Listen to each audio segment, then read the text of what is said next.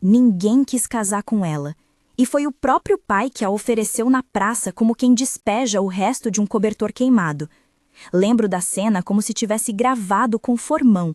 O céu baixo de março, nuvens que pareciam pesar sobre as casas e a cidade toda reunida em torno da capela, não para rezar, mas para ver o que restava do nome de uma mulher. Eles sussurravam aleijada, como se fosse uma sentença e não um estigma. O coronel Antônio Ferreira subiu no degrau de pedra, ajeitou o chapéu com dedos grossos e secos e falou com aquela voz de homem que aprendeu a ordenar a vida dos outros como quem ordena trabalhadores na lavoura. Quem a quiser que a tome, disse ele, apontando para Violeta como se ela fosse um objeto a ser deslocado. Havia um silêncio que pesava mais que qualquer trovão. Eu estava ali entre a multidão. Sempre estive onde o poder se exibia. Perto o bastante para ouvir, longe o bastante para não pedir nada. Carpinteiro de ofício, de mãos cheias de calos e com o cheiro de serra sempre impregnado na roupa, eu era também um homem que carregava nomes, o meu, os dos meus pais e o da terra que me quis por décadas. Quando o coronel falou, senti algo no meu peito apertar de um jeito que eu não sabia nomear. Não por honra, não por bravata. Havia dentro de mim um resto de ternura que ainda não tinha aprendido a enterrar. A praça olhava. Havia o riso fino de quem aposta na fragilidade alheia, o olhar de repulsa dos que fingem limpeza e o pesar achatado daqueles que sabem, mas fingem que não sabem. E havia Eulália, a madrasta, com olhos de piche e silêncio de quem alimenta a chama da vergonha para que ela nunca se apague. Rodrigo, que um dia a pedira e fora recusado, encolheu os ombros como se a recusa tivesse sido sempre apenas um detalhe a ser riscado. Não posso dizer que não me faltou medo. Dizer eu a levo naqueles degraus era apostar minha própria pele num jogo que eu não escolhi. Mas a pergunta que me atravessou foi outra. Quem cuidaria dela se eu virasse as costas? Aceitei, não como um ato de glória, mas como uma escolha de proteção, e também porque carregava, em mim, a memória áspera de ter visto mulheres tiradas da terra, compradas, vendidas, lançadas como mercadoria humana. Aceitei porque a ideia de não aceitar me parecia parte do mesmo movimento que a levou até ali. O movimento que empurra o vulnerável para o canto e cobre o rosto com vergonha. Aceitei na frente de todo mundo, e foi ali mesmo que começamos um casamento que ninguém assinou com palavras. Chovera naquela tarde de março. A chuva lavava as pedras e os olhares e parecia dizer que o mundo continuava apesar dos homens. Se a praça marcou o começo, foi dentro de uma casa pequena, com uma janela que rangia no vento, que Violeta e eu aprendemos a sermos outra coisa. Não havia cerimônia, apenas uma mesa, com um livro gasto com páginas amareladas e o cheiro de poeira de livraria de quinta mão. Violeta segurava o livro como se fosse um altar. A perna cedia, ela se apoiava numa bengala que fazia sombra no chão, e a voz tremia às vezes, não por fraqueza, mas por decisão de não ceder à pressa do mundo.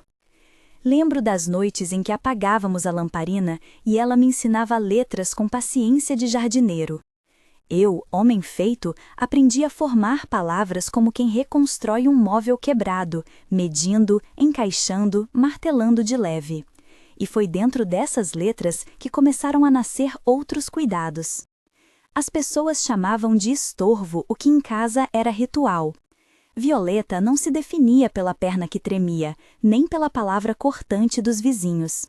Ela me ensinou uma coisa que eu não esperava: ler é um gesto de cura. Quando ela passava o dedo nas linhas, parecia costurar o mundo de novo. As crianças do lugar vinham à nossa porta. Ela riscava com carvão na tábua e fazia nascer palavras como quem planta feijão. Eu cortava bancos, pregava tábuas e via os rostos dos meninos iluminarem-se quando reconheciam um nome próprio. Era uma alegria pequena, debaixo de um teto simples, mas era nossa. Entre nós nasceu João, um menino que trouxe luz à casa como se tivesse nascido com as palmas das mãos abertas. Quando João chegou, a cidade não mudou de opinião. Alguns cochichavam que a criança carregaria o mesmo rótulo. Outros que ele seria a prova da desgraça. Para mim e para Violeta, porém, o menino era um pequeno acordo com a vida. A casa encheu de livros pequenos, de desenhos colados na parede, do barulho de ferramentas na oficina. Eu trabalhei como nunca, não por dever, mas porque precisava transformar a raiva que o mundo nos devolvia em algo concreto, útil, uma mesa, um armário, uma prateleira para os livros de Violeta. Ela, por seu turno, construiu um ritual de ensino que ensinava mais que alfabetos, ensinava dignidade. As crianças do bairro aprendiam a segurar a caneta com respeito. Os adultos que a buscavam por conselhos saíam com um alívio que nenhum médico na cidade lhes dera. A oferta pública do coronel não se apagou, claro. A cidade gosta de lembrar os gestos que a afirmam. Havia dias em que eu sentia os olhos de todos sobre nossas janelas. Às vezes, Rodrigo aparecia na esquina e deixava cair a promessa de que poderia ter sido diferente. Eulália cruzava a rua e não distribuía sequer um gesto de compaixão. Já o coronel, por vezes, vinha com palavras que buscavam remorso. Outras voltava com ordens que desejavam a obediência do passado. Era uma tribo de pequenas violências que nos lembrava do mundo de onde havíamos saído. Ainda assim, entre as paredes e os livros, construímos um micromundo de resistência cotidiana. O que o título deste relato revela com crueza, a oferta da filha pelo próprio pai, não foi um momento isolado, foi um nó que nos lembrou do poder do outro de transformar a gente em mercadoria. E ali, diante daquele nó, eu fiz uma escolha que foi ao mesmo tempo impulsiva e pensada. Se a sociedade tratava Violeta como resto, eu me faria responsável por esse resto. Digo isso sem heroísmo. Havia em mim imperfeições, lembranças de atos que me envergonham. Aceitei, porque entendi que havia pessoa ali que merecia defesa. E essa defesa, com o tempo, deixou de ser só defesa. Tornou-se cuidado, tornou-se afeição e, por fim, amor. Não um amor de novela, mas um amor forjado na rotina, nas leituras noturnas, na troca de remédios, nas conversas baixas que um casamento improvisado permite. Nossos dias iam e vinham como marés. Alimentávamos galinhas, eu levava consigo o menino para a oficina e Violeta organizava um pequeno círculo de ensino num quarto que chamávamos não sem graça de sala. As crianças sentavam-se em bancos que eu mesmo montara e Violeta as fazia recitar sílabas como quem vai costurando o mundo. Às vezes, em meio a uma frase mal pronunciada, surgia uma gargalhada que evaporava meses de desprezo. Essas pequenas vitórias, de saberes reaprendidos, sustentavam-nos. A cidade dava sinais de que não esqueceu. Soldados vinham de vez em quando, pessoas que diziam que certa ordem e certo destino não deviam ser rompidos. Mas nós vivíamos assim, entre o medo da porta fechada e a segurança da mesa posta. Veio, porém, um rumor mais pesado que os demais, o rumor de que o coronel poderia vender-nos. Não porque as leis o permitissem, mas porque os homens que detinham poder encontravam sempre jeitos de resgatar as velhas práticas quando lhes convinha. Era uma manhã de sol pálido quando soube pela primeira vez. Um comprador de fora, nome alto e voz de couro, havia perguntado pela propriedade que incluía Violeta. Não foi apenas o peso da venda, foi a ideia de que o que construímos pudesse ser quebrado por um contrato articulado por quem pensa que nomes e pessoas são troco. Eu tinha medo mais do que nunca. O medo não me fez fugir, fez-me organizar. Reuni Violeta à noite junto à lamparina meio apagada e mostrei-lhe um mapa que não era mapa. Eram trilhas que eu conhecia da serra, caminhos de fuga que aprendia quando era mais novo e que poucos lembravam. Havia quilombos na serra, pequenos refúgios de quem não cedia à ordem alheia. Conhecia um homem, Capitão João, que liderava um desses lugares. Homem de palavra firme e olhar que abria a confiança como quem abre porta. Falei-lhe do plano com voz que tremia. Violeta ouviu, segurou a bengala com força e disse: "Se vamos embora, será para viver, Joaquim, e não para fugir sempre." Havia nisso um comando, não de superioridade, mas de construção. Ela queria que a fuga, se tinha de ser, fosse uma travessia rumo a algo, não uma fuga eterna do que nos ameaçava. Planejamos com cuidado. A nossa saída não seria um salto cego. Costuramos redes, combinamos rotas, marcamos encontros. João, criança ainda, haveria de ser levado em um cesto de tecido por entre caminhos pouco usados. Os livros seriam enrolados em pano e levados no alforge. Eu levaria ferramentas porque a casa nova precisaria de bancos e mesas. Quando a noite da fuga veio, parecia que a terra inteira prendia a respiração. Saímos sob cobertura de chuva fina, a lama brilhando como se a estrada tivesse assumido um novo rosto. Em algum momento, a cidade dormiu e nós deixamos de ser dela. A subida à serra foi lenta, carregávamos poucas coisas e muitas certezas. O cheiro da terra molhada parecia limpar o hálito de carvão da cidade, e as estrelas apareceram como remendo no tecido escuro do céu. Havia um medo que não nos abandonou. Cada sombra poderia ser um soldado, cada tronco pode esconder um informante. Mas cada passo também era conquista. Cruzamos riachos que cantavam sobre as pedras, e foi ali, no silêncio quebrado apenas pelos nossos passos, que Violeta me pegou a mão pela primeira vez, não como pedido, mas como reconhecimento. Não falou muito. Havia uma determinação que era sua voz mais clara. Vamos fazer que este lugar nos pertença, disse, e sorriu como quem planta. No quilombo fomos recebidos com uma mistura de curiosidade e disciplina.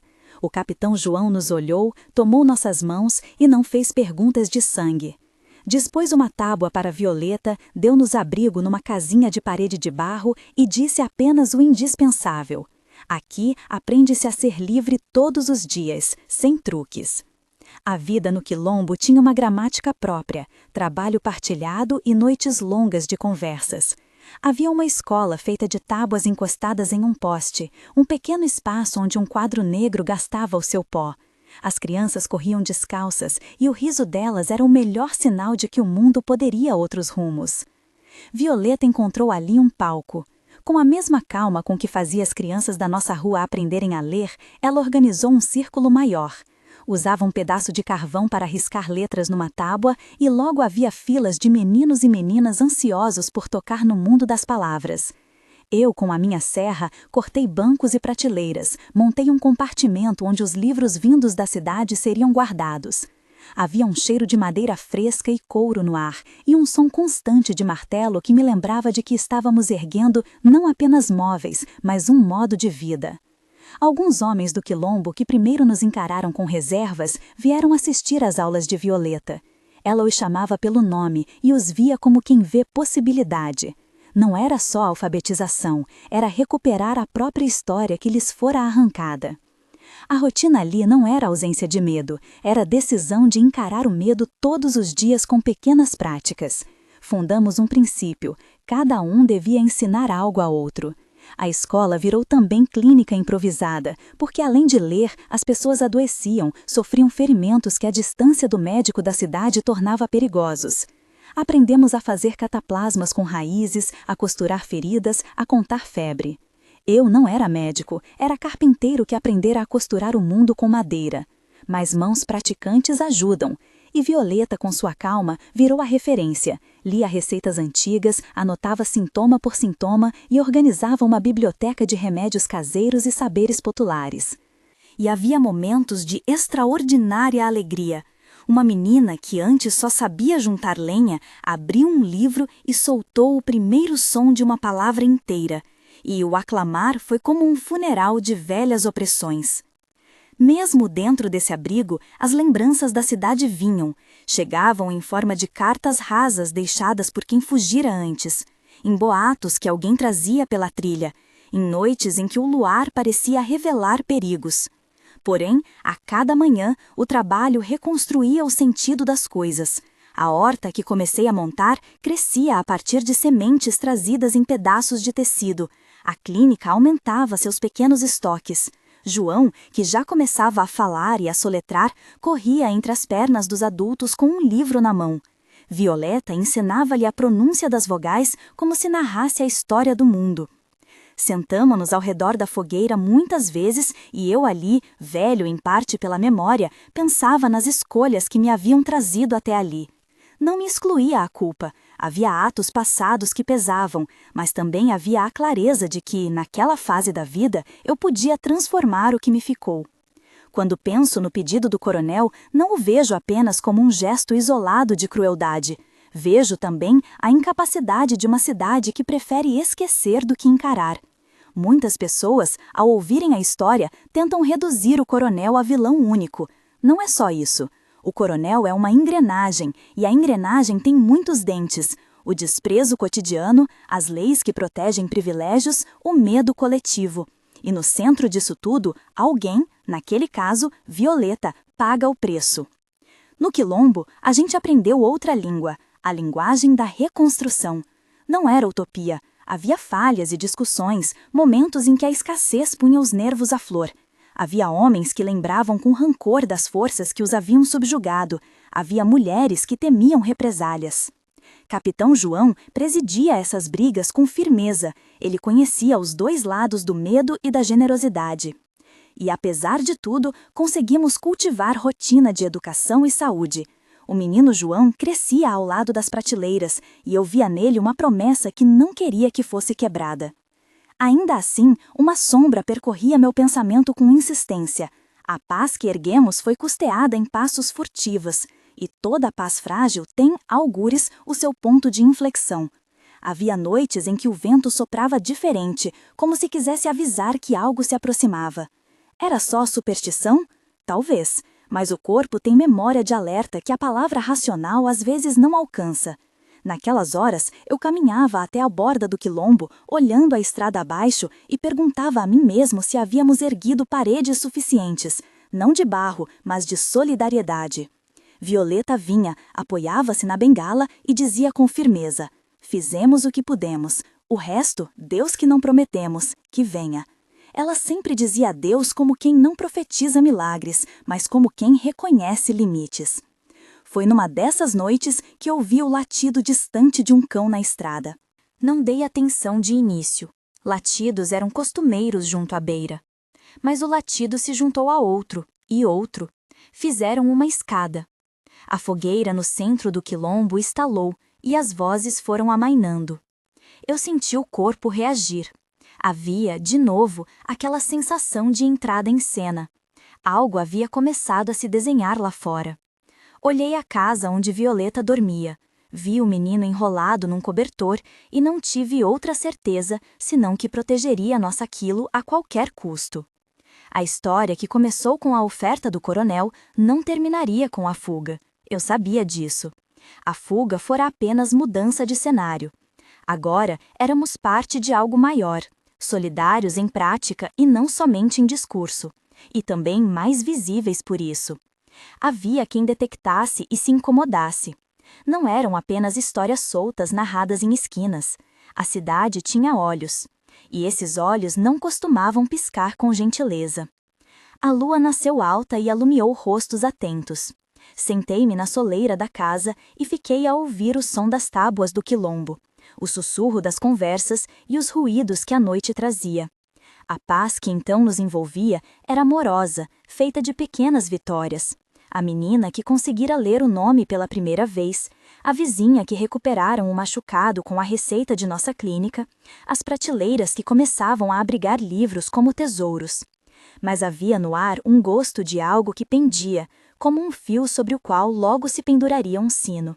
Segurei a bengala de Violeta com a mão quente e senti que a história, aquela que eu começava falando por dever, tinha agora pernas. Não a minha necessariamente, a dela. Se esta história fala com você, fica comigo até o fim, eu diria em voz baixa, não por costume de pedir audiência, mas porque ainda há muita estrada por diante. Aqui, entre a serra e a memória, a nossa casa recomeça todos os dias. Havia planos de transformar a escola em algo permanente, ideias de uma clínica melhor equipada, e a convicção de que João deveria estudar além das tábuas do Quilombo. Sabíamos que as vitórias apareceriam em pequenas fagulhas, uma obturação improvisada que poupasse uma vida de dor, uma carta de alguém que reconhecesse o valor do que fazíamos, o dia em que uma estátua, se é que fosse erguida algum dia, não servisse para expiar culpas, mas para lembrar de quem constrói. Naquela noite, entretanto, sentei-me e deixei que o silêncio falasse. Não era um silêncio vazio, era cheio de memórias, de nomes, de promessas. O vento brincava com as folhas dos livros abandonados no alpendre, e eu pensei na praça onde tudo começara, na oferta vil do coronel e na escolha que me tornara homem de outra maneira. Havia um fio que ligava a praça, o caminho na chuva, a subida à serra e o banco gasto da escola. Era o fio do cuidado, e cada um dos nossos gestos parecia puxar esse fio um pouco mais forte, na esperança de tecer algo que resistisse.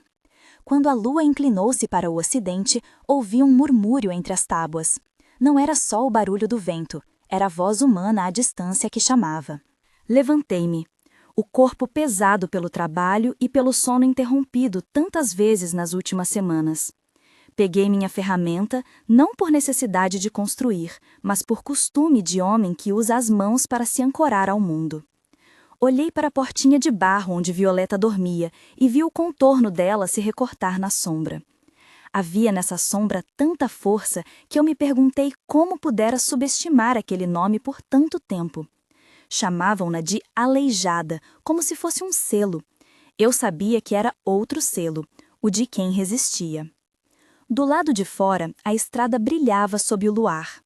Pelas trilhas chegaram 2 jovens, com os olhos cheios de pressa. Traziam nas bocas perguntas e nas mãos notícias. Um deles falou baixo, sem cerimônia. Há forasteiros na estrada, homem. Dizem que vem pela trilha velha, com cães e lanternas. O som das palavras caiu pesado como uma pedra no lago. O quilombo não era mais invisível. Havia algo vindo da cidade que não era conversa de mercado. Meu coração apertou, mas, em vez de medo paralisante, veio a velha clareza de quando aceitei Violeta naquela praça. Havia uma escolha a ser feita. Olhei para Violeta, que agora estava na soleira olhando a paisagem, a bengala apoiada ao lado.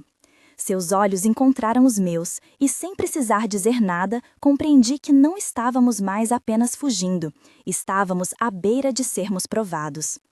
A vida que erguemos era frágil, não porque fosse fraca, mas porque a paz conquistada por um esforço coletivo muitas vezes atrai a mão que quer destruir. Segurei a mão dela com firmeza. Um vento passou, e a chuva de alguns meses atrás parecia voltar em memória. A história que começou com a oferta do coronel estava prestes a encontrar um novo capítulo. E eu, que aceitara proteger uma mulher estigmatizada, sabia que o que viesse adiante exigiria mais do que coragem. Exigiria fidelidade aos nossos pequenos cuidados, à escola, à clínica, a João. A noite alongou-se e eu me senti como aquelas tábuas que trabalho, chamadas a juntar-se para sustentar peso. Respirei fundo e escutei. Passos ao longe, voz abafada, um roçar que nada me garantia. Foi nesse ponto, entre a tábua do alpendre e o rumor da estrada, que me dei conta de que a paz que havíamos montado podia não durar. Mas também percebi que havia sementes plantadas que, mesmo pisoteadas, poderiam germinar de novo. Havia crianças aprendendo a ler, havia mãos que sabiam costurar feridas, havia um filho chamado João que começava a desenhar as letras com a mesma obstinação com que eu desenhava móveis. E isso, pensei, era uma dívida que devia ser paga com qualquer esforço. Fiquei em pé, com a mão na porta, ao olhar para a trilha onde luzes se moviam como vagalumes. O cheiro de madeira queimada subia das lareiras, o som das vozes era baixo, tenso. A bengala de Violeta ficou encostada. Ali estava ela, não como rótulo, mas como presença. E naquele instante, a história que comecei a contar, a oferta humilhante na praça, a escolha que me fez guardião, a fuga através da chuva, a chegada ao quilombo e a construção de uma escola, tremeluziu diante do que viria. Segurei o peso dessa memória, e como quem ajusta uma última tábua antes de fechar a obra, preparei-me para aquilo que a noite anunciava. As luzes chegaram como feridas na trilha. Vieram primeiros latidos, depois o farfalhar ordenado de botas e o tilintar de metal. Alguém bateu na campainha das vigias, vozes roucas responderam, e, em seguida, a noite se partiu em pequenos clarões, lanternas que queimavam a escuridão como olhos que invadem quartos. Não houve tempo para organizar um plano sofisticado. A surpresa é sempre mais poderosa que qualquer estratégia. Havia, entre nós, a esperança de não sermos achados, e havia também o costume antigo de confiar em sinais pequenos que salvariam uma vida. Não foi suficiente. Lembro a primeira voz que ouvi bem perto de mim, raspada e sem cerimônia.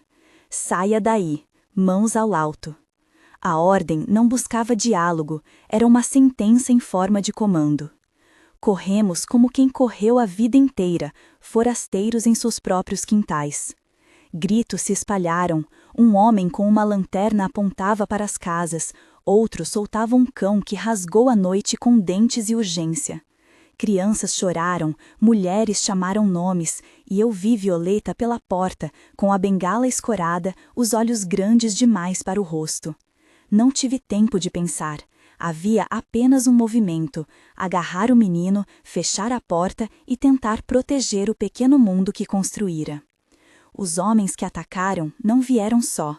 Tinham autoridade estampada nas botas e nos papéis, e traziam junto a vontade do que não entende limites. Senti um corpo atingir meu ombro, uma mão prendeu meu braço tão forte que parecia querer arrancar de mim a memória. Tentaram arrancar-nos da casa. Lutamos com a força do desespero. Mas a noite carregava em si um cálculo que conhecia melhor que nós. A cidade nunca esquece os que pensa possuir.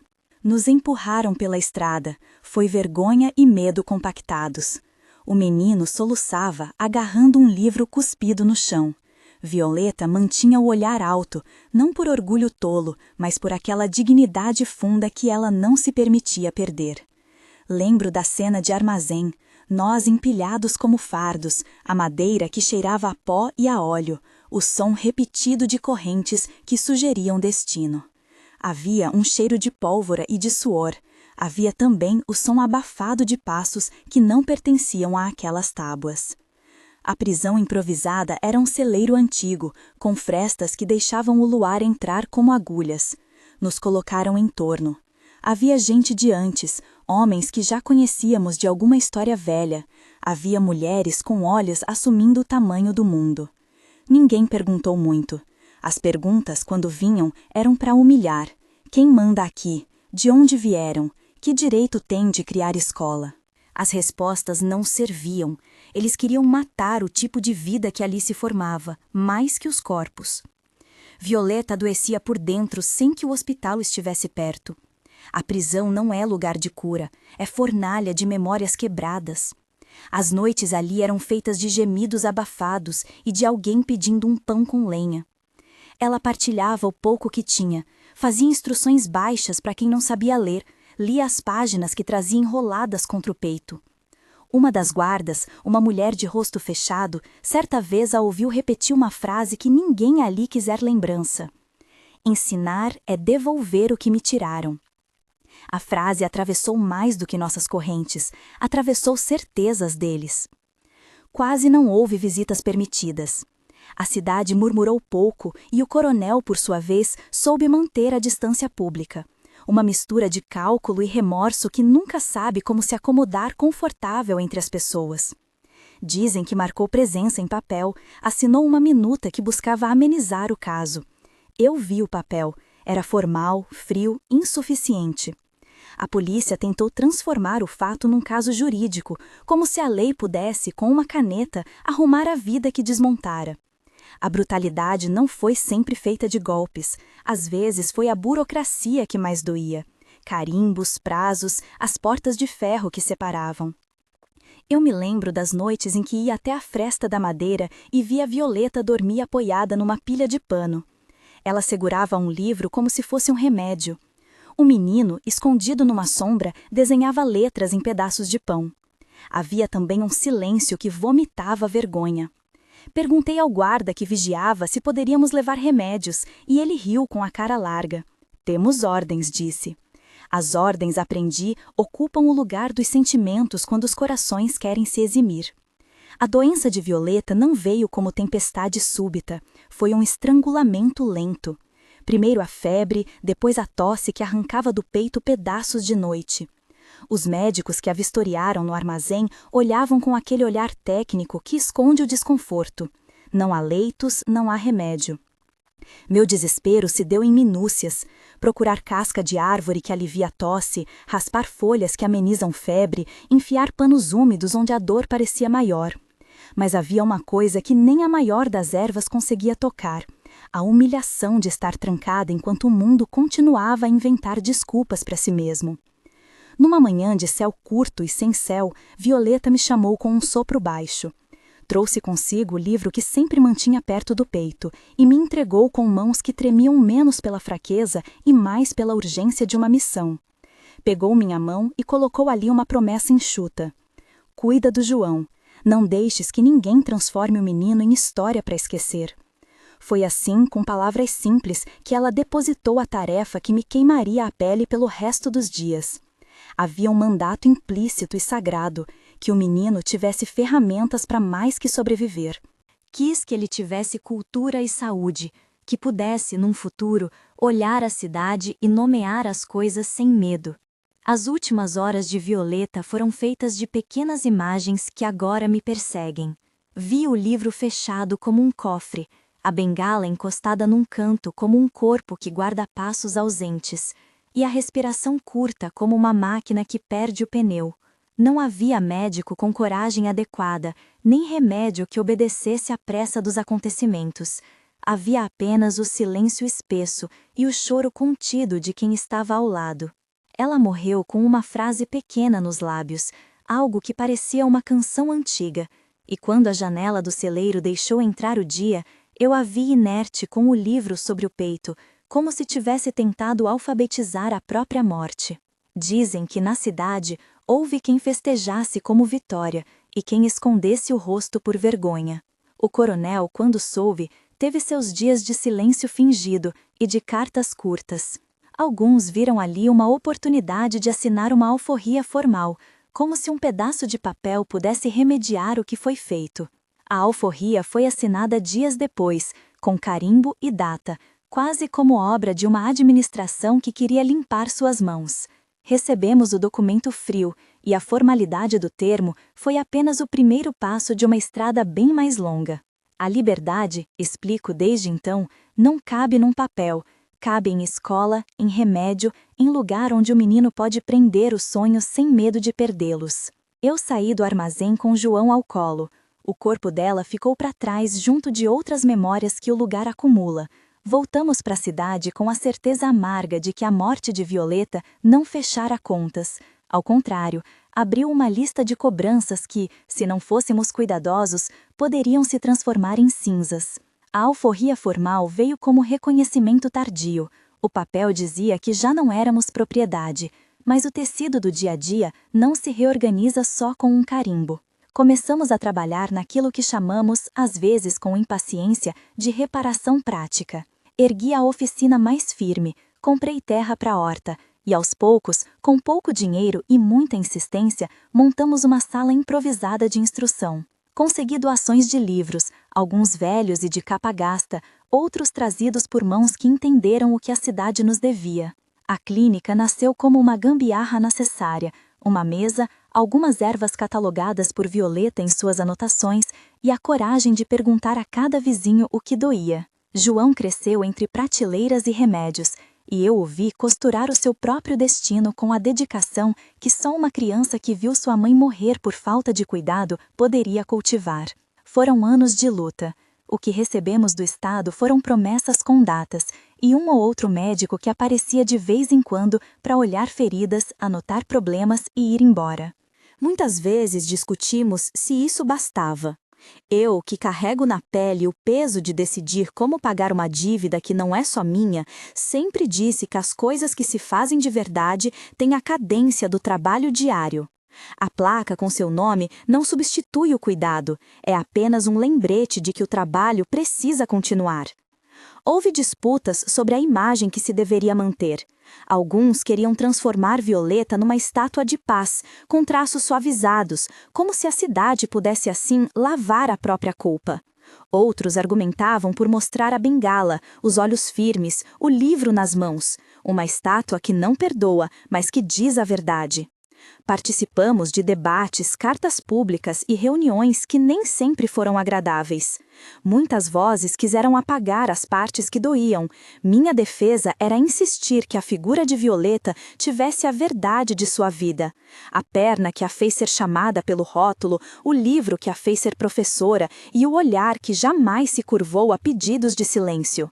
A estátua, quando enfim foi erguida, veio com as marcas que queríamos. Não uma idealização, mas um retrato fiel. Ela segura um livro na mão esquerda e a bengala na direita. Tem no rosto uma determinação que todos reconhecem quando se aproximam. A inauguração da estátua foi um dia de emoções ambíguas. Houveram discursos que tentaram transformar a memória em capa de verniz, mas houve também crianças que trouxeram flores e mães que depositaram fitas com agradecimentos. João, já formado e atuando em nossa clínica, falou num discurso curto. Minha mãe nos deixou o dever de cuidar. Esta estátua não é para nos consolar, é para nos lembrar do trabalho que ainda falta. Aplaudiram e houve quem revirasse os olhos. Mas para nós que estivemos ali desde o começo, foi um passo, o reconhecimento público de que algo foi tirado e que, se o poder dá um documento, nós retribuímos com ação. Depois, com o tempo, conseguimos apoiar a abertura de um pequeno espaço no Museu da Cidade, uma sala que documenta a revistência e que escuta vozes que a história oficial costuma calar. A memória pública, no entanto, é campo de batalha. Ainda hoje, vêm pessoas com versões que tentam perdoar o coronel sem mostrar que o perdão não apaga a falta. Há quem queira transformar Violeta numa figura pacificadora, como quem endireita o passado em nome do presente. E eu, que não busco rancor como leito, sempre digo que memória não é vingança, é nomear. É perguntar o que foi feito, quem sofreu e como reentrarmos no trato diário. Reparação, aprendi, é trabalho que se manifesta em escola com docentes bem pagos, em remédio disponível, em biblioteca viva. Uma placa não repara uma vida. Houve também momentos de vitória concreta. Recordo uma menina, Rosa, que menina tímida entrou na nossa escola sem saber somar. Anos depois, tornou-se professora primária em outra vila e voltava todos os fins de semana para trazer crianças novas. Houve um homem que teve sua ferida operada por João. Recebeu alta e voltou para contar que, pela primeira vez, sentia que podia viver sem o medo de morrer em silêncio. Pequenas vitórias assim, acumuladas, foram mostrando que a prática da liberdade funciona no detalhe. A professora que empurra uma carteira diante de uma criança, o curativo bem feito que evita uma infecção, o livro que ensina um nome próprio. Essas são as reparações que constroem o futuro. Mas a ferida do início nunca desapareceu completamente. Às vezes, quando passo na praça, sinto o eco daquele dia em que o coronel subiu o degrau e ofereceu Violeta como quem descarta um objeto. A cena vive em mim como cicatriz que dói ao frio. E o título da história, como a cidade às vezes insiste em repeti-lo de modo cru, não deve nos permitir esquecer o que foi. Digo sempre que a palavra usada para feri-la precisa ser lembrada para que ninguém mais a repita como se fosse natural. Aleijada era o rótulo que a cidade usou para tentar reduzi-la. Nós fizemos a escolha de recusar esse rótulo como identidade. Violeta foi, antes de tudo, leitora, professora, mãe e resistência. Com o passar dos anos, João consolidou nosso trabalho. Tornou a clínica mais proficiente, trouxe treinamentos, buscou parcerias com entidades que queriam não salvar almas, mas formar profissionais. Hoje temos uma escola onde o currículo inclui história local, saúde comunitária e alfabetização aplicada. Temos também um pequeno laboratório que permite alguns procedimentos básicos. E há uma biblioteca que mantém o livro de Violeta em lugar de destaque. O exemplar é surrado, as páginas quase se desprendem, mas guardamos cada palavra. João criou, além disso, um arquivo com depoimentos, vozes que contam o cotidiano de resistência. É um lugar de escuta. Nas festas da cidade, vejo rostos que antes desviavam o olhar, agora trazerem seus filhos à escola. Não penso que tudo está resolvido. Há golpes de memória que o tempo insiste em dar, apagões, cortes de financiamento, discursos que exaltam ordem às custas do cuidado. A reparação, por isso, permanece em trabalho constante. Há dias que me sinto cansado. As mãos não têm a mesma firmeza, os ouvidos não recebem com a mesma paciência as demandas que chegam. Mas quando vejo uma criança aprender a nomear uma letra, sou lembrado de por que tudo vale a pena. Não quero ser celebrado por isso, não sou herói. Fui um homem que aceitou uma responsabilidade naquele degrau da praça e que demorou a perceber as dimensões do que tinha começado. Cometi erros, deixei que a raiva me guiasse em momentos errados e pude ver que a proteção que ofereci foi às vezes mesquinha por medo. E foi a medida da minha consciência que me fez tentar consertar. É importante dizer isso, que os que fazem reparação carregam consigo a consciência de imperfeição e, ao mesmo tempo, a vontade de acertar. Vivo nessa tensão. Aos que perguntam se perdoei o coronel, respondo com verdade. A palavra perdão é complexa. Ele viveu seus dias com algum remorso escrito em cartas que enviava de vez em quando. Houve sim gestos dele, a assinatura do documento, uma doação tímida para a escola. Mas nenhuma caneta recupera o que foi tirado de Violeta. A ação pública de reparar é o que conta. Nós a fizemos com costura diária. E quando a cidade finalmente levantou a estátua, não foi só por minhas insistências. Foi febril, coletiva, fruto de cartas, de filhos das vítimas, de professores e de lideranças que ousaram lembrar. A memória coletiva assim construída me parece mais sólida que as palavras de um homem em sua velhice. Quando penso no menino que abracei naquele dia no armazém, vejo um homem agora. João trouxe ao nosso lugar uma energia que temo nunca ter tido. Ele ergueu clínicas, defendeu políticas de saúde para comunidades afastadas e insistiu para que as escolas ensinassem história com coragem. Suas mãos trabalham agora por pessoas que, se não fosse a presença de minha mulher, Violeta, poderia ter nascido sem voz. Isso me dá alguma paz. O nome dela entrou em programas de estudo, em listas de bibliografia, e quando crianças me perguntam quem foi Violeta, sinto que posso responder com menos amargura. Era uma mulher que ensinou e que morreu porque a cidade falhou.